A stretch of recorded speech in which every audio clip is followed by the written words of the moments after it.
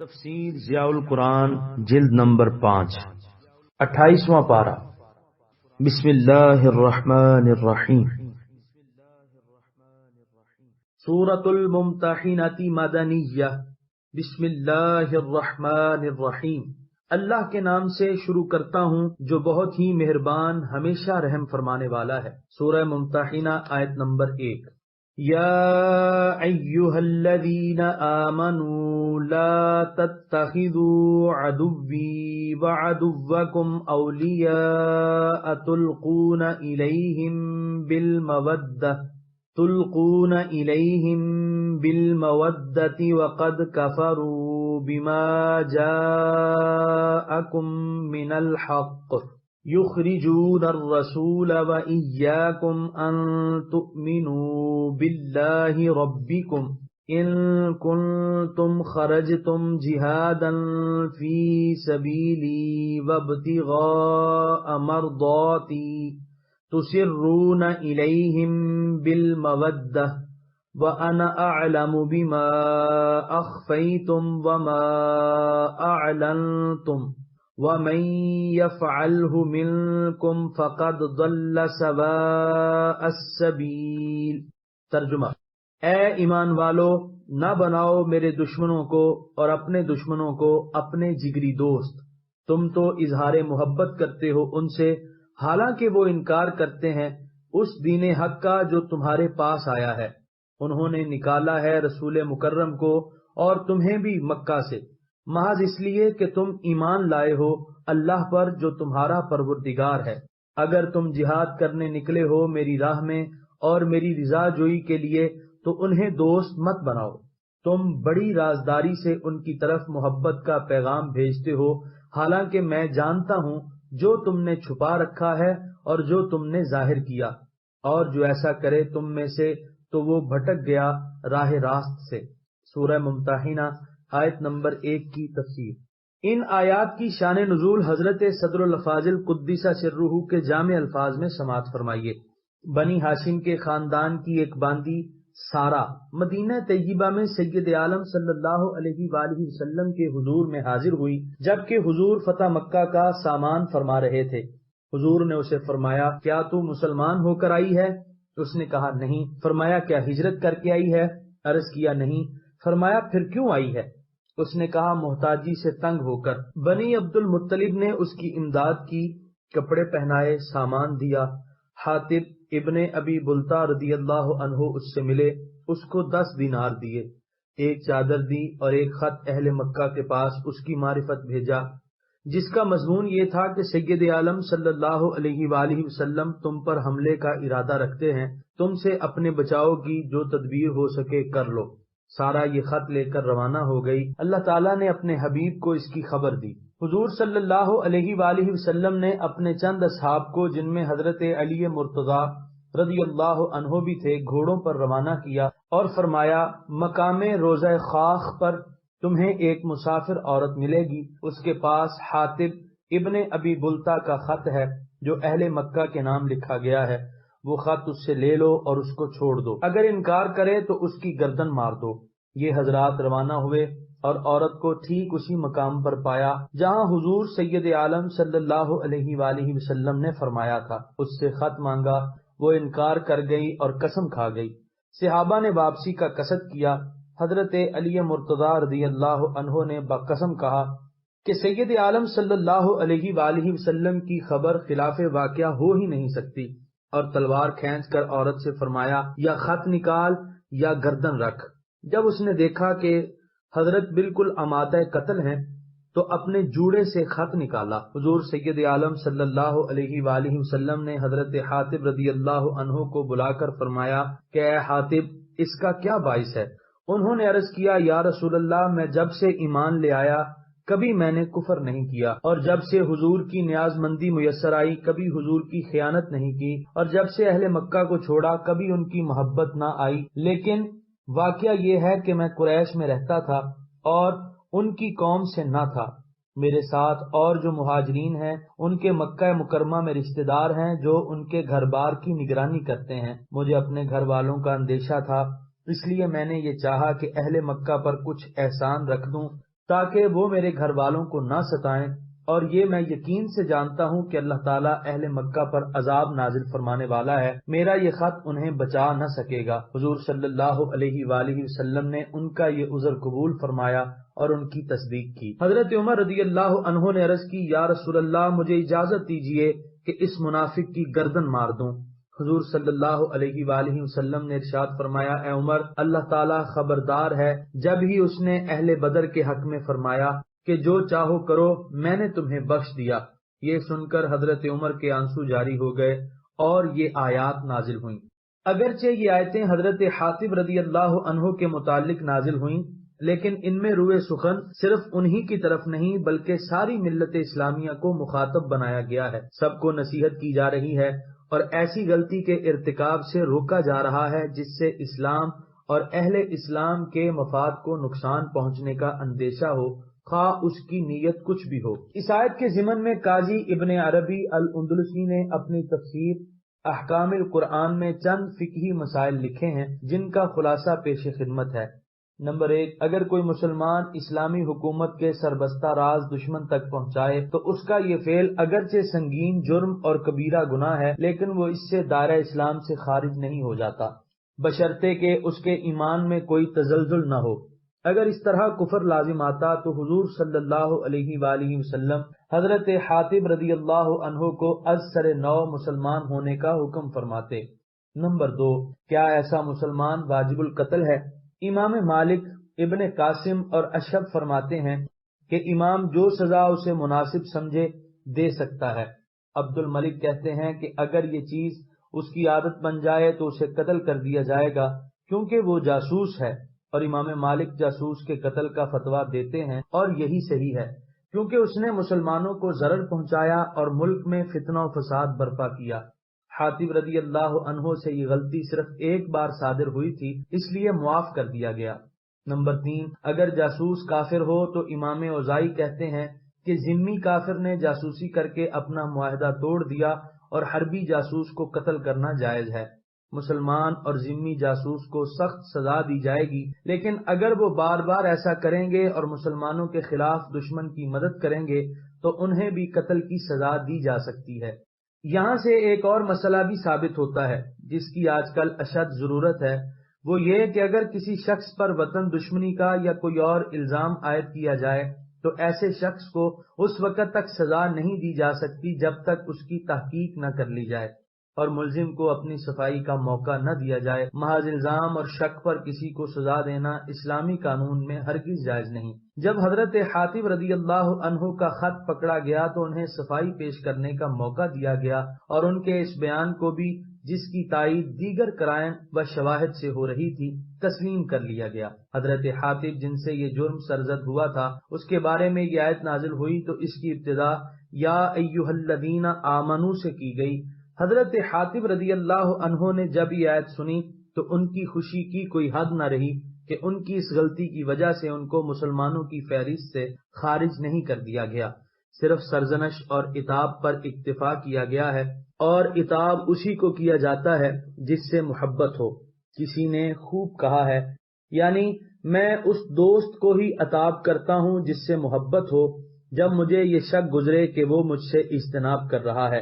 جہاں عتاب نہ ہو وہاں محبت نہیں ہوتی، جب تک عتاب کا سلسلہ باقی ہے محبت بھی باقی ہے۔ اس آیت میں چند فقرے اور چند الفاظ توجہ طلب ہیں۔ عدو اگرچہ واحد ہے لیکن اس کا اطلاق جمع پر بھی ہوتا رہتا ہے۔ زمخشری کہتے ہیں یعنی یہ مصدر کے وزن پر ہے، اس لیے یہ جمع اور واحد دونوں معنوں میں مستعمل ہوتا ہے۔ تلقون الیہم بالمودہ کا مفہوم کیا ہے اور کلام سابق سے اس کا ربط کیا ہے؟ ربط کے بارے میں 3 قول ہیں۔ لا تتخذوا کی ضمیر کا حال ہے۔ نمبر 2 اولیاء کی صفت ہے۔ نمبر 3 یہ کلام مستانف ہے، یہ نیا جملہ ہے، پہلے سے اس کا کوئی تعلق نہیں۔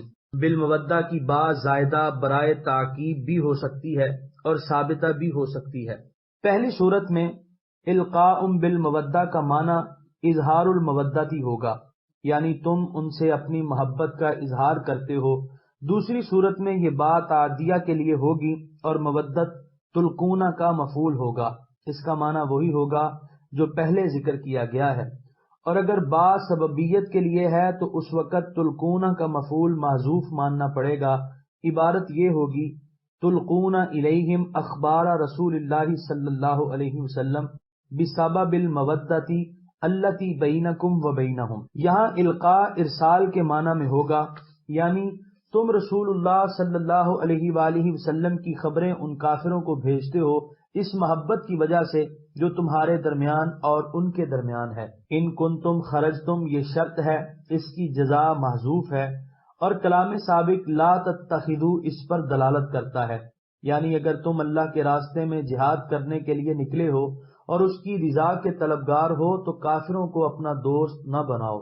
تسرون الیہم یہ تلقون سے بدل بھی ہو سکتا ہے، لیکن مناسب یہ ہے کہ اس کو کلام مستانف بنایا جائے، اس کے دونوں مفہوم ہو سکتے ہیں، یعنی تم انہیں اپنی محبت اور دوستی کا چپکے چپکے یقین دلاتے ہو۔ دوسرا مفہوم یہ ہے کہ تم باہمی دوستی کی وجہ سے حضور کے راز ان تک پہنچاتے ہو، حالانکہ اللہ تعالیٰ تمہاری ساری حرکتوں کو خوب جانتا ہے۔ تم لاکھ چھپانے کی کوشش کرو، اس علیم و خبیر سے نہیں چھپا سکتے۔ آیت کا خلاصہ یوں بیان کیا جا سکتا ہے کہ اے ایمان والو، جو لوگ میرے دین کے دشمن ہیں اور جو لوگ تمہارے بھی بدخواہ ہیں ان کو اپنا دوست مت بناؤ۔ تم ان سے اپنی محبت کا اظہار کرتے ہو حالانکہ وہ اس دین حق کا انکار کرتے ہیں جو تمہارے پاس اللہ کا رسول لے کر آیا ہے، اور ان کی عداوت کی اس سے بڑی روشن دلیل تمہیں اور کیا چاہیے کہ انہوں نے اللہ کے محبوب رسول کو بھی مکہ چھوڑنے پر مجبور کر دیا اور تمہیں بھی جلا وطن کر دیا۔ تم نے ان کا کوئی قصور نہیں کیا تھا، تم نے ان پر کوئی زیادتی نہیں کی تھی۔ ان کی نظروں میں تمہارا اللہ پر ایمان لانا ایک ایسا گناہ ہے جو قابل عفو نہیں۔ اگر تم اللہ کی راہ میں جہاد کے لیے میدان میں آئے ہو اور اس کی خوشنودی کے جویا ہو تو تمہیں اللہ تعالیٰ یہ حکم دیتا ہے کہ تم انہیں دوست مت بناؤ۔ تم میں سے بعض لوگ خفیہ طور پر کفار کو اپنی دوستی اور خیر خواہی کا یقین دلاتے ہیں، کیا انہیں یہ بات بھول جاتی ہے کہ ان کا معاملہ اللہ تعالیٰ سے ہے اور اللہ تعالیٰ چھپی ہوئی اور ظاہر ہر چیز کو بخوبی جانتا ہے۔ قیامت تک آنے والے مسلمانوں میں سے اگر کسی نے ایسی غلطی کی تو وہ راہ راست سے بھٹک گیا اور اپنی منزل سے بہک گیا۔ سورہ ممتحنہ آیت نمبر 2۔ إن يثقفوكم يكونوا لكم أعداء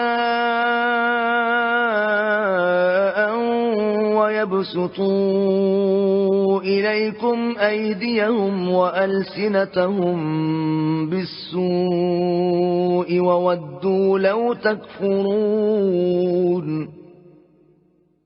ترجمہ: اگر وہ تم پر قابو پا لیں تو وہ تمہارے دشمن ہوں گے اور بڑھائیں گے تمہاری طرف اپنے ہاتھ اور اپنی زبانیں برائی کے ساتھ۔ وہ تو چاہتے ہیں کہ تم ان کی طرح کافر بن جاؤ۔ سورہ ممتحنہ آیت نمبر 2 کی تفسیر۔ علامہ آلوسی کہتے ہیں کہ این یثقفوکم یعنی اگر وہ تم پر غالب آ جائیں اور تم پر قابو پا لیں۔ اس آیت میں حاتب رضی اللہ عنہ اور ان کی روش اختیار کرنے والوں کو بتایا جا رہا ہے کہ اگر یہ کفار تم پر غالب آ جائیں اور تم پر قابو پا لیں تو ایسی عداوت اور بربریت کا مظاہرہ کریں کہ تمہیں ہوش آ جائے۔ وہ ہاتھوں سے تمہیں تہ تیغ کرنے میں دریغ نہ کریں گے اور زبان سے تم پر گالیوں کی بوچھاڑ کریں گے، تم پر طرح طرح کے بہتان تراشیں گے۔ تم سادہ لوہ لوگ ہو، ان کے دلوں میں تو تمہارے لیے عداوت و حسد کا آتش فشاں دہک رہا ہے اور تمہیں خبر تک نہیں۔ وہ صرف تمہارے مال اور تمہاری جان کے دشمن نہیں، ان کا بس چلے تو آنکھ جھپکنے میں تمہارے ایمان کی متاع عزیز کو تاخت و تاراج کر ڈالیں، تمہارے ایمان کے چراغ کو گل کر دیں اور پھر گھپ اندھیروں میں تمہیں تا ابد ٹھوکریں کھانے کے لیے چھوڑ دیں۔ جان، مال، آبرو اور ایمان کے دشمنوں کے بارے میں کسی خوش فہمی میں مبتلا ہونا پرلے درجے کی حماقت ہے۔ بندہ مومن کو تو ایسے دشمنوں سے ہر وقت چوکنا اور ہوشیار رہنا چاہیے۔ سورہ ممتحنہ آیت نمبر 3۔ لن تنفعکم ارحامکم ولا اولادکم یوم القیامہ یفصل بینکم واللہ بما تعملون بصیر۔ ترجمہ: نہ نفع پہنچائیں گے تمہیں تمہارے رشتہ دار اور نہ تمہاری اولاد روز قیامت، اللہ تعالیٰ جدائی ڈال دے گا تمہارے درمیان، اور اللہ تعالیٰ جو تم کر رہے ہو خوب دیکھنے والا ہے۔ سورہ ممتحنہ آیت نمبر 3 کی تفسیر۔ حضرت حاتب رضی اللہ عنہ کو بال بچے کی محبت نے اس حرکت پر اکسایا تھا، بتا دیا کہ قیامت کے دن یہ رشتہ دار اور اولاد کسی کام نہ آئے گی، ہر شخص کو اپنے کفر کی سزا خود بھگتنی پڑے گی۔ یفصل بینکم یعنی اللہ تعالیٰ تمہارے درمیان جدائی ڈال دے گا، تم ایک دوسرے سے بھاگنے میں اپنی سلامتی سمجھو گے۔ اسی چیز کو دوسرے مقام پر یوں بیان فرمایا گیا، یوم یفر المرء من اخیہ و امہ و ابیہ و صاحبتہ و بنیہ، یعنی اس دن انسان بھاگے گا اپنے بھائی سے، اپنی ماں سے، اپنے باپ سے، اپنی بیوی سے اور اپنے بچوں سے۔ سورہ ممتحنہ آیت نمبر 4۔ قد كانت لكم أسوة حسنة في إبراهيم والذين معه إذ قالوا لقومهم إنا براء منكم ومما تعبدون من دون الله كفرنا بكم وبدا بيننا وبينكم العداوة والبغضاء أبدا حتى تؤمنوا بالله وحده إلا قول إبراهيم لأبيه لأستغفرن لك وما أملك لك من الله من شيء ربنا عليك توكلنا وإليك أنبنا وإليك المصير۔ ترجمہ، بے شک تمہارے لیے خوبصورت نمونہ ہے ابراہیم اور ان کے ساتھیوں کی زندگی میں، جب انہوں نے برملا کہہ دیا اپنی قوم سے کہ ہم بیزار ہیں تم سے اور ان معبودوں سے جن کی تم پوجا کرتے ہو اللہ کے سوا، ہم تمہارا انکار کرتے ہیں اور ہمارے اور تمہارے درمیان ہمیشہ کے لیے عداوت اور بغض پیدا ہو گیا ہے یہاں تک کہ تم ایمان لاؤ ایک اللہ پر۔ مگر ابراہیم کا اپنے باپ سے یہ کہنا اس سے مستثنا ہے کہ میں ضرور مغفرت طلب کروں گا تمہارے لیے، اور میں مالک نہیں ہوں تمہارے لیے اللہ کے سامنے کسی نفع کا۔ پھر کہا، اے ہمارے رب، ہم نے تجھی پر بھروسہ کیا اور تیری طرف ہی رجوع کیا اور تیری طرف ہی ہمیں پلٹ کر آنا ہے۔ سورہ ممتحنہ آیت نمبر 4 کی تفسیر۔ اپنے قریبی رشتہ داروں سے، اپنے بیوی بچوں سے قطع تعلق کوئی آسان کام نہیں، لیکن ایمان کا تقاضا ہے کہ اللہ اور اس کے رسول پر ایمان لائے ہو تو ایمان کو بچانے کے لیے ماں باپ سے، بہن بھائی سے، بیوی بچوں سے بھی اگر قطع تعلق کر لینا پڑے تو ذرا نہ گھبراؤ، سارے رشتے توڑ دو، سارے بندھن کاٹ ڈالو جو تمہارے ایمان میں رخنہ اندازی کرتے ہیں۔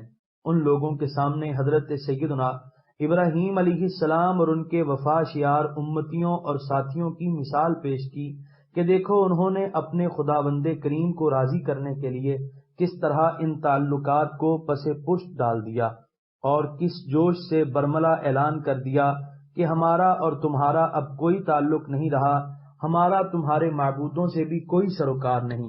بے شک حکومت و اقتدار تمہارے پاس ہے، جاگیریں اور زمینیں تمہارے قبضے میں ہیں اور دولت و ثروت کے انبار تمہارے ہاں لگے ہیں، لیکن تمہاری حیثیت ہماری نظروں میں خس و خاشاک سے بھی کم ہے، ہمیں تمہاری اور تمہارے جاہ و جلال کی ذرا پرواہ نہیں۔